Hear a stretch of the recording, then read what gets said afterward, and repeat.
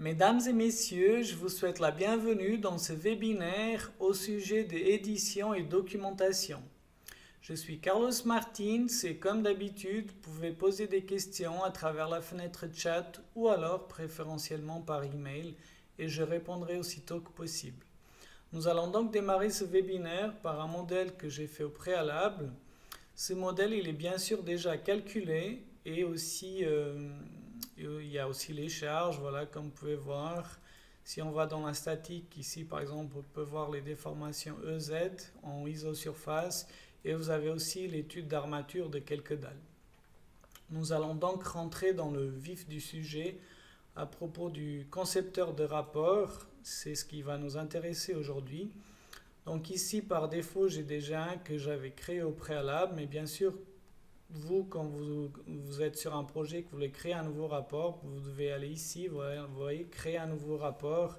Ici, vous rentrez un nom, par exemple, quelconque, validé, et vous commencez voilà, à créer votre rapport.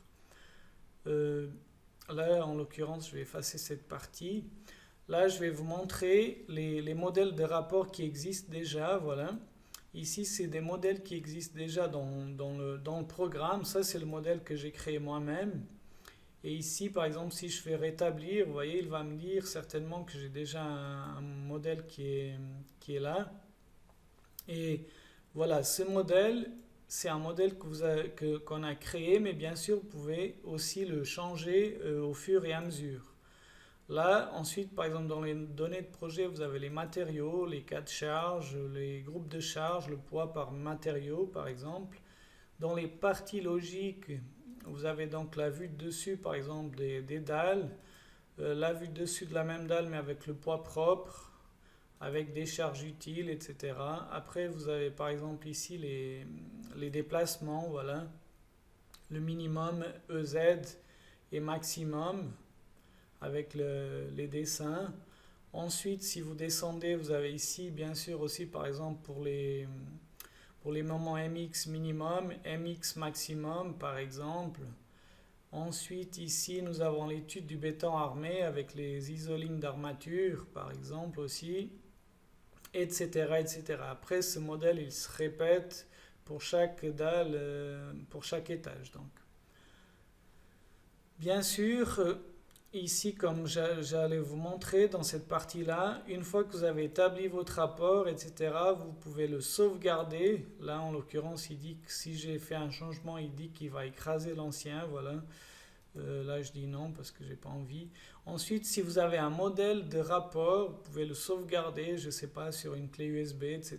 Et par exemple, si vous allez travailler dans un autre ordinateur d'un collègue, etc., vous pouvez avoir ce modèle qui est dans la clé USB, puis après l'importer aussi, par exemple. Vous voyez, vous pouvez l'importer et avoir toujours le même modèle de rapport qui est plus ou moins votre modèle de rapport type. Bien sûr, vous pouvez l'adapter à chaque projet, etc. Je vais après vous montrer comment vous pouvez le faire, ajouter d'autres dessins, supprimer des choses, etc. Ça, c'est quelque chose que je vais vous montrer. Ensuite, ce qui est important de savoir, c'est que vous pouvez aussi, il n'y a pas que les images d'Axis, etc. Vous pouvez aussi copier des images, etc. Par exemple, importer des images depuis Windows, etc. que vous avez, ou des images d'un projet, etc. Ça peut être des fois très intéressant pour donner un peu plus de détails, etc. au projet. Ensuite, chaque fois que vous avez déjà votre modèle de rapport, que vous l'avez déjà plus ou moins, vous avez tout mis en ordre comme vous voulez, vous avez la possibilité d'avoir ici un aperçu. Là, ça prend un peu de temps, donc parce qu'il est en train de tout rafraîchir, etc. et de mettre à jour. Et ensuite, vous aurez ici, vous verrez un aperçu du rapport.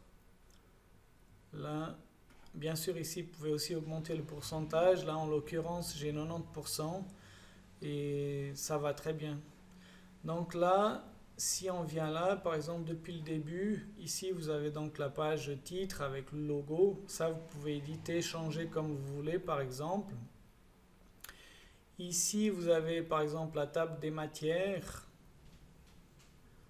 Là, on passe à à l'étape suivante. Ici, vous avez des données de projet, par exemple. Ouais, tout ce que vous mettez dans votre rapport, donc vous aurez exactement ici, après, dans l'aperçu, quoi. Donc ici, la vue depuis le dessus de la dalle de l'étage 2. Ensuite, la même dalle avec le poids propre, par exemple, que vous avez défini pour les charges permanentes, pardon, pour cette dalle. Ensuite, les charges utiles, etc. Ici, vous avez les déformations, par exemple. Après les déformations, vous avez les efforts surfaciques, par exemple aussi, les moments MX, MY, etc. Et vous allez avoir aussi, bien sûr, les armatures qu'on avait définies. Je vais vous montrer. Voilà, après on commence ici à voir, donc dans l'étude de béton, vous voyez, étude de béton, vous avez commencé à voir ici les armatures. Voilà les 4 nappes d'armature, et ainsi de suite. Après, ici, vous passez à un autre étage et le processus se répète, donc c'est exactement la même chose par chaque étage. Voilà, je ferme.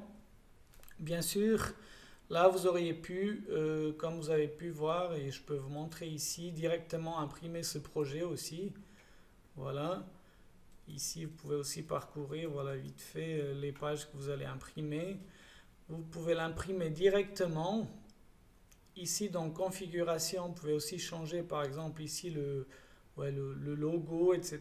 Le mettre à droite, à gauche, au centre, etc.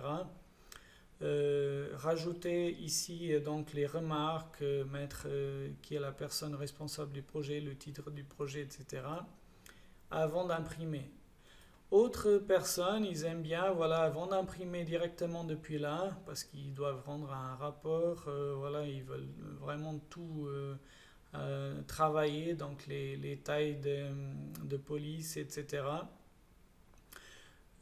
Donc, ils peuvent aussi exporter le rapport au format RTF. Donc, une fois que vous l'avez exporté, vous pouvez l'ouvrir dans Word et ainsi, donc, par exemple, rogner des images, agrandir, changer les titres des images, etc. Ça peut être aussi très important parce que voilà, les gens, certains, ils aiment bien mais faire la mise en page selon leur souhait. Puis ça, c'est pas proprement Axis, c'est un programme de mise en page pour changer le texte, souligner, etc. Voilà. C'est mieux de travailler à ce moment-là dans un programme qui est défini pour cela. Voilà, ça c'est ce que je voulais vous montrer. Ensuite, je voulais encore vous montrer ici, dans l'éditeur de rapport, par exemple. Là, je vous montre un peu la structure, comment c'est le rapport. Donc ici, dans le 1, vous avez tous les éléments que on peut montrer, par exemple. Vous avez les sous-groupes, donc les étages qu'on va aussi définir. Les dessins de données du projet, là, vous pouvez ajouter plusieurs dessins. Ici, vous avez au chapitre 4 les diagrammes de charge, donc vous avez tous les cas de charge que vous avez définis, etc. Ensuite, ici, vous avez le tableau des données de projet.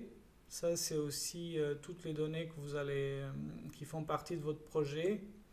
Au chapitre 6, vous avez les cas de charge et combinaisons pour l'affichage des résultats. Donc, dans ce cas-là, j'ai juste choisi critique, mini, maxi. Donc, mais vous auriez pu aussi afficher un cas de charge type, par exemple, choisir juste le poids propre, par exemple, à titre d'exemple, ou etc.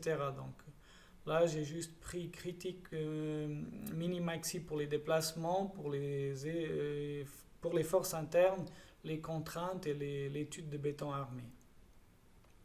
Ensuite, vous avez ici les diagrammes et tableaux de résultats. Donc les diagrammes, par exemple, si je vais ici dans les efforts, les forces surfaciques, pardon, ici vous avez la possibilité, par exemple ici c'est défini en isoligne, mais si on vient là, on peut mettre iso-surface, par exemple, changer, ou diagramme ou laisser isoligne. Si vous cochez là, vous aurez aussi le tableau qui vient pour tous des résultats MX. Voilà. Ensuite, vous avez cela bien sûr pour l'analyse linéaire. Ça, c'est l'analyse linéaire. Vous avez aussi pour l'analyse non linéaire. oscillatoire, etc. Voilà. Ça, c'est ce que je voulais vous montrer. Voilà. Là, je vous ai aussi montré cela. Maintenant, je vais aussi vous montrer comment ça fonctionne. Voilà quelques astuces pour des dessins, etc. Par exemple, si on est en géométrie, et là, on va avoir ça. On veut rajouter un dessin, un autre dessin. On doit cliquer ici, vous voyez, sauvegarder dans la bibliothèque de dessin. Et par défaut, voilà, il vient avec un Q3. Pourquoi? Parce que j'ai aussi activé ici, j'ai l'affichage des charges Q3. Mais maintenant, si je fais de nouveau, vous voyez, il me dit dessin. Ou alors, vous pouvez ici changer le nom, mettre 3D ou ce que vous voulez, quoi. Donc là, en faisant valider, vous allez voir qu'on va retrouver ici le dessin qu'on avait auparavant dans la bibliothèque des dessins. Là, vous voyez, il vient de me mettre ici dans projet, il classe automatiquement, voilà, là c'est dans projet, vous voyez, vous avez le dessin. Si par exemple, je viens de nouveau là, alors dans études de béton par exemple, et là je viens ici, si par exemple là je vais juste afficher encore une dalle peut-être pour montrer un peu mieux. Là je fais vue depuis dessus. Voilà, ici ainsi, voilà. Et là, vous avez aussi la possibilité, bien sûr, après de mettre isoligne, par exemple. Ici, faire mini-maxi des parties.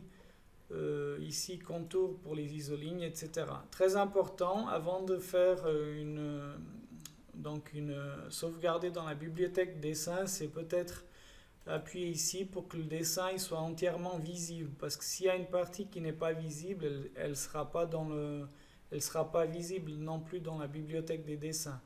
Ensuite, voilà, vous avez la possibilité ici de mettre, changer la palette des couleurs, etc. Comme vous voudrez, quoi. Et là, de nouveau, si on fait cela, sauvegarder dans la bibliothèque des dessins, vous voyez là, on a le titre qui vient assez complet. Après, vous pouvez le changer, bien sûr, si vous cliquez, vous pouvez le changer. Mais c'est plus facile à se retrouver parce que voilà, vous avez exactement la combinaison, vous avez la nappe que vous avez, etc. Et là, pardon, j'ai oublié de cliquer, de valider. Et si je viens dans la bibliothèque des dessins, voilà, c'est ce que je voulais vous montrer. Là, vous voyez, il m'a mis ici directement dans études de béton. Voilà, on est en étude de béton, critique mini-maxi. Donc, il m'a mis ici le dessin que nous avons créé maintenant. Voilà. Qu'est-ce que je voulais vous montrer? Ah, je reviens de nouveau à la vue en 3D, pardon, perspective.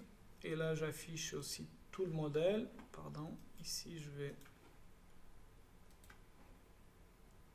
juste pour vous montrer quelque chose d'intéressant. Voilà, vous vous rappelez ici, si je reviens de nouveau, dans la bibliothèque des dessins, là j'ai le dessin qui est ainsi, mais imaginons que je fais maintenant un changement ici à ma structure. Voilà, valider. Ici, je vais dire que je veux déplacer légèrement cette structure. Là, je prends un point d'accroche. Je fais L-3 par exemple. Là, vous voyez, j'ai allongé ici cette partie de l'immeuble. Et si je viens maintenant dans la bibliothèque des dessins, elle s'est allongée automatiquement. Là, vous voyez qu'on avait fait l'armature de la dalle. Maintenant, c'est en rouge et puis il ne nous affiche plus. Et ça, c'est valable pour tous les dessins voilà, qui sont là aussi. Les dessins là, ils ne sont pas perdus, sauf que voilà, comme vous avez fait un changement, vous devez recalculer votre modèle, vous voyez, et ainsi, après avoir recalculé, les dessins ils seront de nouveau visibles, voilà, avec les changements. Là, je reviens en arrière, voilà. Ainsi, je peux retrouver comme j'avais auparavant. Voilà, maintenant c'est plus en rouge, comme vous pouvez voir. Et voilà. Maintenant, qu'est-ce que je voulais encore vous montrer? Je reviens de nouveau ici. On va de nouveau dans études de béton armé, là.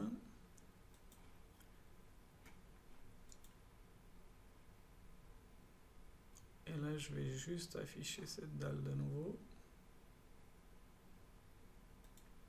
Voilà. C'est moins simple quand on a les isolignes à afficher, voilà. Valider. Aussi, par exemple, si vous faites aussi des cotes, j'en sais rien, par exemple ici. Par exemple, là, valider. Si vous allez maintenant dans la bibliothèque des dessins, bien sûr, la cote, elle apparaît là. Et si vous avez remarqué, elle apparaît là aussi dans le 3D. Ça, c'est parce que, voilà, nous, on a défini, j'aurais dû créer, voilà, une couche juste exprès pour les cotes, pour que ça apparaisse juste dans la partie des cotes et non pas partout. Vous voyez, si vous faites ça et que vous ne créez pas une couche spéciale pour les cotes, donc vous aurez les cotes partout exactement comme vous l'avez défini. Voilà, c'est ça que je voulais vous montrer. Ensuite, là je vous ai montré déjà comment on importe des images, etc. Ça c'est tout bon. Une autre chose qui est très importante et qu'on n'a pas encore vu, c'est que par exemple, vous avez la possibilité, ça on va pas le voir, mais par exemple, quand vous faites le rapport, vous avez la possibilité aussi de joindre, donc avec votre rapport, créer un fichier 3D de votre immeuble. Je ne sais pas, il aurait pu être... là, je vais mettre en perspective, nouveau. Voilà, si vous faites un fichier 3D de cela, par exemple, en générant ici un fichier 3D, là, j'avais déjà créé aussi un. Vous pouvez envoyer ce fichier 3D à un architecte, il peut voir exactement votre structure et aussi voilà, faire des coupes dans le propre PDF. Il y a la partie où vous pouvez faire des coupes et voir à tous les étages comment c'est les murs, etc., les isolignes, etc. Ça peut être pratique aussi pour joindre avec un rapport, parce que voilà, le rapport, normalement, il n'y a pas une visualisation directe en 3D, vous pouvez tout inspectionner, la structure, etc. Vous avez des images. Tandis que là, c'est quelque chose en 3D que vous pouvez explorer. Donc voilà, ça peut être très très pratique. Là, on a vu cela. Donc j'ai vu... Donc le rapport, comme vous avez vu, vous pouvez le sauvegarder, importer comme vous voulez. Donc pour aujourd'hui, on a vu plus ou moins ce que je voulais vous montrer par rapport au rapport. Et maintenant, donc aujourd'hui, on est arrivé à la fin. Donc comme d'habitude, vous pouvez vous abonner à notre chaîne YouTube et ainsi vous recevrez donc des notifications chaque fois qu'il y a une nouvelle vidéo. Comme je vous le dis toujours, donc à la fin du webinaire, 1 heure après environ, la vidéo elle est mise en ligne aussi sur notre chaîne YouTube pour tous ceux qui n'ont pas eu l'occasion d'assister au webinaire. Donc ils pourront la regarder plus tard quand ils auront le temps. Voilà. Prochain webinaire, ce sera le mardi 27 avril à 14h15. Pour ma part, je vous remercie beaucoup de m'avoir suivi et j'espère avoir contribué à vous aider à connaître un peu mieux Axis et aussi voilà, pour vos futurs rapports, à vous aider à établir des rapports qui seront plus simples à établir, etc. Alors merci beaucoup, je vous souhaite un bel après-midi, à très bientôt, au revoir, merci.